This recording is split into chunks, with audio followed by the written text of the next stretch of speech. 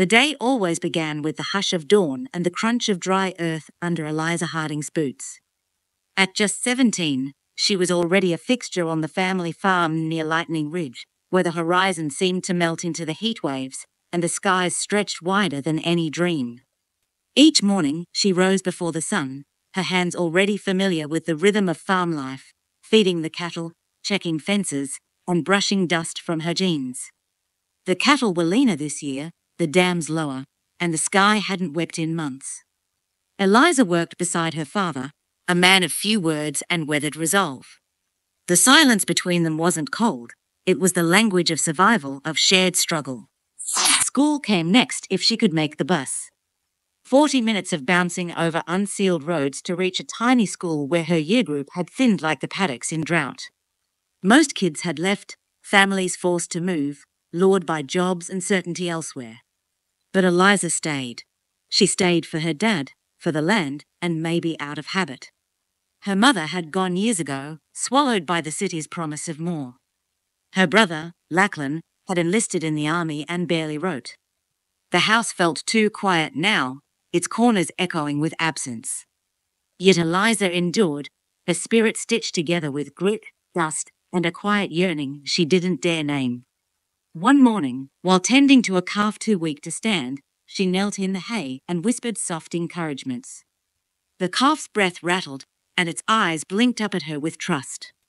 She felt the weight of the animal's fragile life as keenly as the weight of her own choices. Could she really leave one day?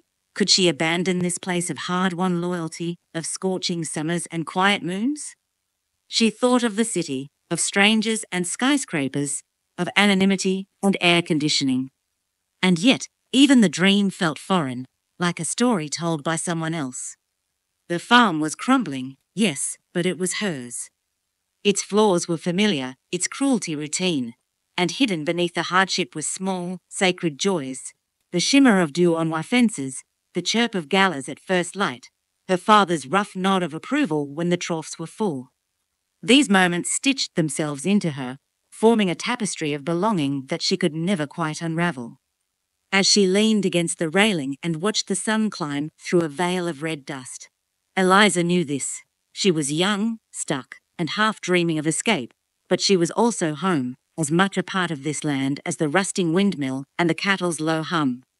And somehow, that made the loneliness bearable. The arrival of Riley changed nothing and everything. He stepped off his aunt's dusty ute in a pair of sneakers too clean for the outback, camera slung around his neck like it might save him from boredom. He was from Brisbane, sent to the bush for the summer after too many missed assignments and not enough direction. Eliza noticed him first from the hayloft, watching as he squinted into the sun like it was a new kind of sky. She thought he looked lost until he lifted his lens. Eliza wasn't used to attention, especially not the kind Riley offered. He didn't just see her, he saw the world she had grown blind to. One afternoon, he followed her on a supply run across the property. While she tightened fence wires and her shirt clung to her with sweat, he snapped photo after photo of spiderwebs gleaming between barbs, of the skeleton of an old windmill, of her hands, scarred, strong, beautiful in their utility. "You've got stories written all over you," he said, reviewing a picture on his screen. Eliza snorted. "They're mostly dust." But slowly, something in her cracked open. They began spending time together under the unrelenting sun and the occasional breath of dusk. He showed her how to use the camera. She taught him how to avoid brown snakes. Their silences became easy, like shared shade under a lone gum tree. One afternoon, he took her to an old lookout she hadn't visited since childhood. They sat side by side, legs dangling over the ledge, staring out at the scorched horizon.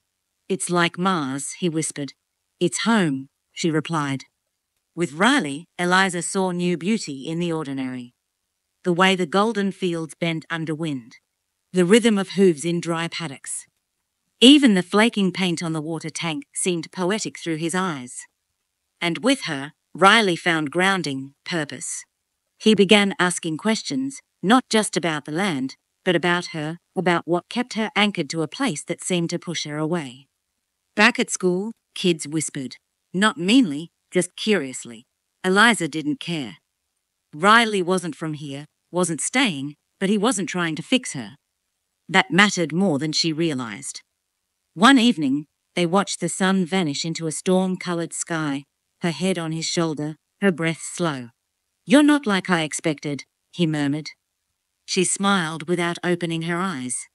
"Neither is this place." Summer stretched on, cruel and golden. Nothing had changed. The crop still thirsted. Her boots still raised dust. But now, when Eliza looked at her world, she saw not just toil, but texture. Not just survival, but stories. And for the first time in a long while, she laughed. Sunburnt Days are Part 3. The rain that never came expanded.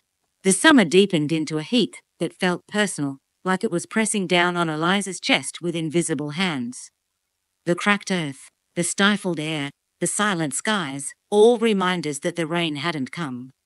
Again, her father sat quiet at the dinner table, turning numbers over in his head. The wheat had failed.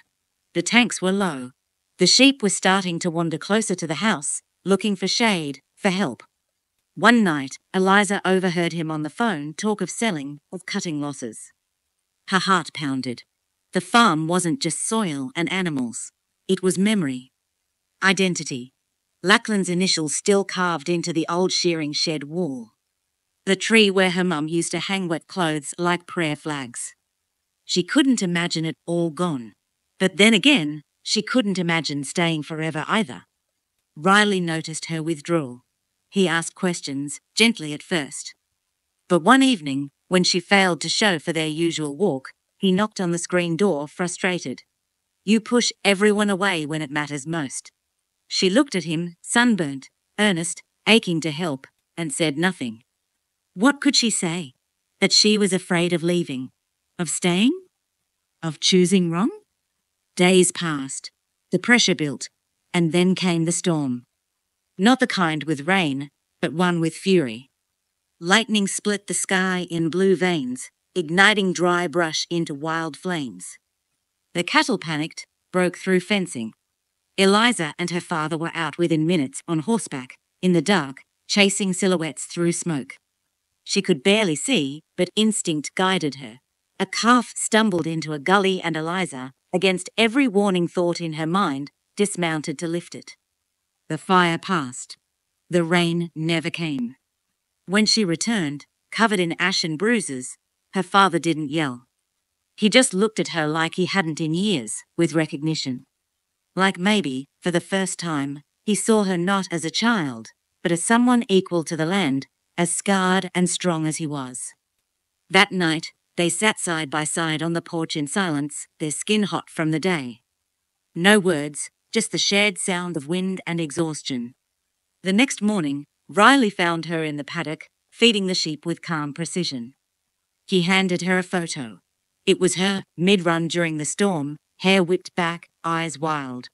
"You look like a legend," he said. She shrugged.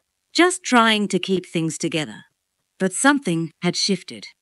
The land was still dry, the bills still unpaid, the farm still on the edge. But Eliza wasn't standing at the edge anymore. She was moving forward. For the first time, she didn't just feel like a girl on a farm. She felt like the future of it.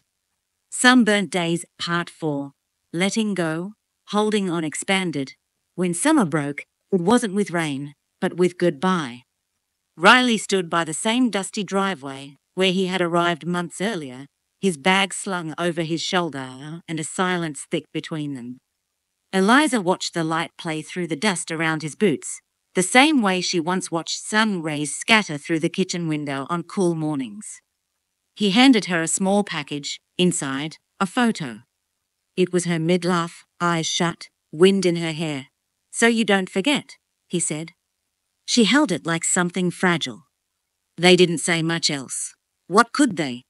Their story had always been temporary. But it had mattered. After he left, the farm grew quieter.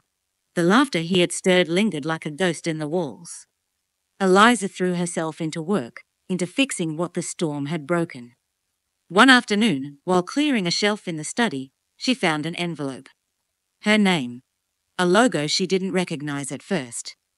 Inside, an acceptance letter to Agricultural College in Wagga Wagga, dated 2 weeks earlier. She confronted her father. It wasn't a fight at first, just silence. Then tension snapped like a dry branch. He admitted he hadn't known how to show her. He was scared she'd leave like Lachlan, like her mother, and maybe never come back. "You're all I've got," he said, voice cracked like old leather. Eliza didn't cry. She didn't shout. She just nodded slowly, the weight of his fear resting on her chest like a hay bale. But she knew then, love couldn't be measured by holding on. Sometimes, it meant letting go. That night, they sat on the back porch. Stars spread like spilled salt across the sky. Her father told her about his first harvest, the year he almost gave up. About her mother, how she loved the sound of rain, and how they danced once in a thunderstorm. These weren't just stories. They were confessions. Keys. The next morning, Eliza filled out the college paperwork. She posted it herself in town, letting the letter slip through the slot like a quiet promise. She wasn't running. She was choosing. Choosing growth. Choosing self. And she'd come back. Of that she was sure. The land was her beginning. It didn't need to be her end. Back at the farm, her father was patching a tank. He looked up as she returned, sweat on his brow, and nodded, nothing more. But in that nod was everything. A new kind of understanding. A pact between old roots and new wings. Sunburnt Days Part 5. Sunburnt Legacy expanded. The wind smelled of dust and eucalyptus as Eliza stepped off the train and back into the heat. It had been 6 months since she left for college, 6 months of early lectures, soil science, new people, and the thrilling strangeness of city life. But none of that compared to the feel of this air, the color of this earth. Home wasn't just a place. It was a rhythm, a pulse underfoot. And she felt it the moment she returned. Her father met her in the ute, older than she remembered, but his eyes lit up in the rear view as she tossed her bag into the tray. "You've cut your hair," he said. She smiled. "You fixed the gate."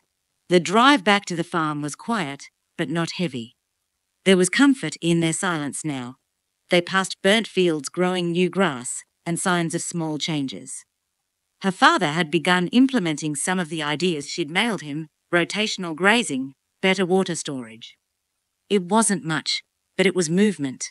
And movement was hope. Eliza spent the weekend walking the land.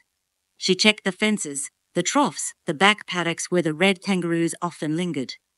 Everything looked the same, but she didn't feel the same. Her boots still fit. Her muscles still remembered. But her mind moved differently now, seeing patterns, possibilities, paths forward. She made notes in a small leather-bound journal Riley had gifted her before he left. Ideas. Plans. That night, she sat in the shearing shed, alone with her thoughts. The radio crackled softly in the corner. She pulled out the photo Riley had taken, the one of her laughing fearless. It had curled a little at the edges. She placed it on the table beside a faded one of her mother holding a young Eliza on her hip, both smiling in a rare moment of captured joy. 2 versions of the same girl, both brave in their own ways. Her father joined her later, bringing 2 mugs of tea. They didn't talk about the past or the future, just the now. The farm was still in debt. The rain hadn't been consistent. But they were adapting, together. Before leaving, Eliza walked to the old tree with the prayer flag memories of childhood laundry. She tied a strip of blue cloth to one branch, the promise. She would return. Not just to visit, but to lead, to build, to honor the land that raised her and the people who stayed. As the train pulled away the next morning, Eliza didn't cry. She held her journal tight, the land shrinking in the window, but not in her heart. She was going forward, but her roots ran deep.